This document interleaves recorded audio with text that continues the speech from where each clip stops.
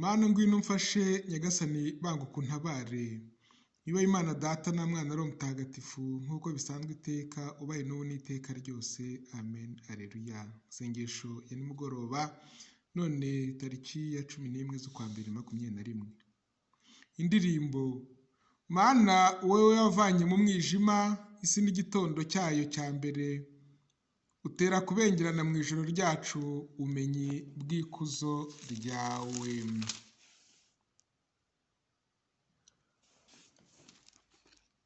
Uri ishusho ya so n'ububengerane bw'ubwiza bwe, ku ruhanga rwawe Yezu Kristu hagurumana iteka ibyishimo byacu.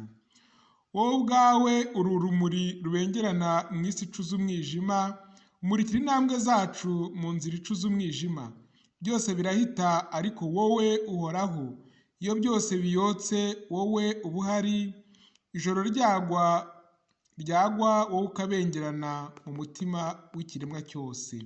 N'igihe umuseke wegereje uzisesura ku isi, uzagenga abatuye isi, aho umwijima uzahita uyoka. Zaburi ya 10. Uhoraho niwe buhungiro bwanjye, mushobora mute kumbwira ngo hungira ku musozi nk'akanyoni? Dore abagiranabi babanze imiheto, baratamika imyambi yabo ku njishi kugira ngo barasire intungane mu mwijima. Igihe igihugu cyose cyataye umuco, intungane yaba igishoboye iki kindi? Uhoraho ari mu ngoro ye ntagatifu, uhoraho afite intebe y'ubwami mu ijuru, ariko amaso ye ntayakura ku bantu, abasuzumisha indoro ye. Uhoraho anyurwa n'intungane, agahigiga umugiranabi n'umunyarugomo.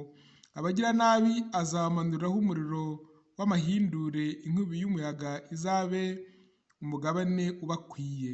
Kuko Uhoraho ni intungane, agakunda ubutabera, aho umutima uboneye nibo bazamureba.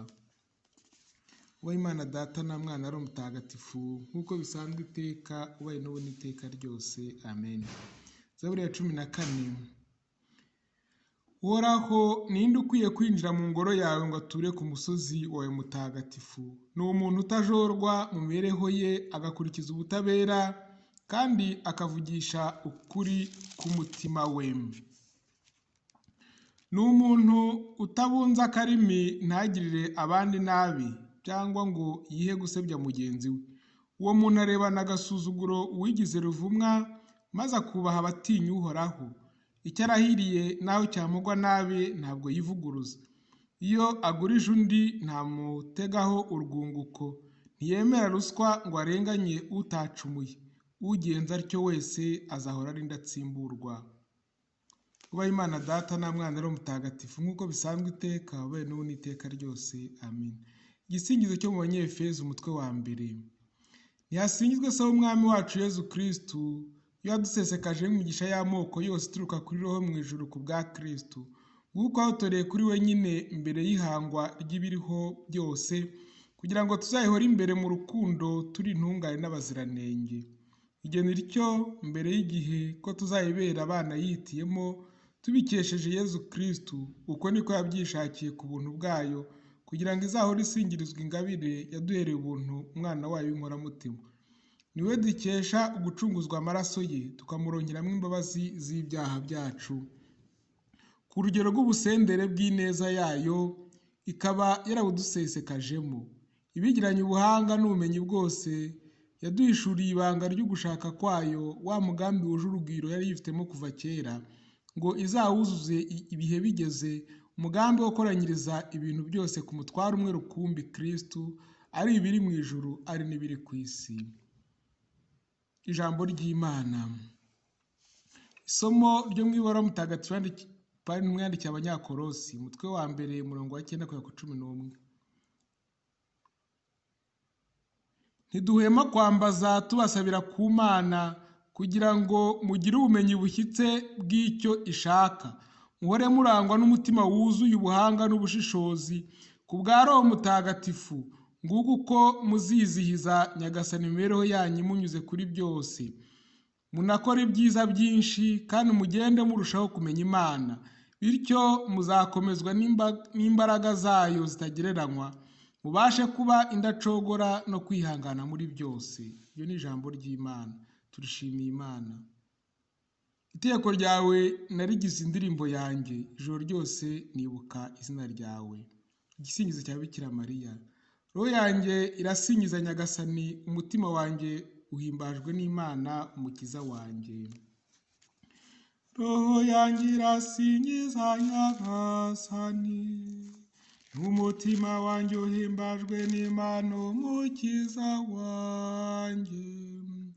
Kuko yitegereje ubukene bw'umuja we, rwose kuva ubu ngubu amasekuruza yose azanye tumuhire. Kuko nyir'ububasha yangiriye ibintu by'agatangaza, izina rye ni ritagatifu, kandi abamutinya bagirira impuhwe. Uko amasekuruza agenda asimburana n'amasekuruza, yerekanye imbaraga zimuri mu maboko, yatatanyije abikuza mu bitekerezo by'umutima wabo, yahananuye abategetsi bakomeye bava ku ntebe zabo, maze akoza abakene, abashonji abagwirije ibyiza, maze abakire bagenda amaramasa. Yatabaye Israheli umugaragu we, kuko yibutse impuhwe ze, nk'uko yari yarabibwiye abakurambere bacu, agirira Aburahamu n'urubyaro rw'iteka. Ubawe Data na Mwana na Roho Mutagatifu, nk'uko bisanzwe iteka bubahwe n'ubone iteka ryose. Amina. Rurangira asingiza Nyagasani, umutima wanjye uhimbajwe n'Imana umukiza wanjye. Ibisabisho. Dawe ngwino udufashe, tabara umuryango we kandi uwuhe umugisha, uwurinde kandi uwuyobore. Dawe ngwino udufashe, baye guhura n'abahamya b'urumuri rwawe. Dawe ngwino udufashe, bashyigikire mu igeragezwa ryabo rya nyuma. Dawe ngwino udufashe, garagaza impuhwe abavuye muri ubu buzima, cyane Padiri Gaspari, Padiri Obaridi, bakiri iwawe mu munezero udashira. Dawe ngwino udufashe. Dawe uri mu ijuru, izina ryawe ryubahwe, ingoma yogere hose, ushaka gikorwe munsi nk'uko gikorwa mu ijuru. Ifunguro ritungure duhe none, utubabarire ibicumuro byacu nk'uko natwe tubara abaducumuyeho, ntutane utwoshye ahubwo udukize icyago. Amen. Dusabe. Amajwi yacu nakurate Nyagasani, kubw'urukundo rwawe rwanyuze ku muja wawe Mariya, duhe kugira uruhare ku byishimo by'umukiro wawe, ku bwa Yezu Kristo umwami wacu. Amen. Nyagasani Yezu nabane namwe, ushaka byose ndabaha umugisha Imana Data na Mwana na Roho Mutagatifu. Amen. Mugoroba mwiza.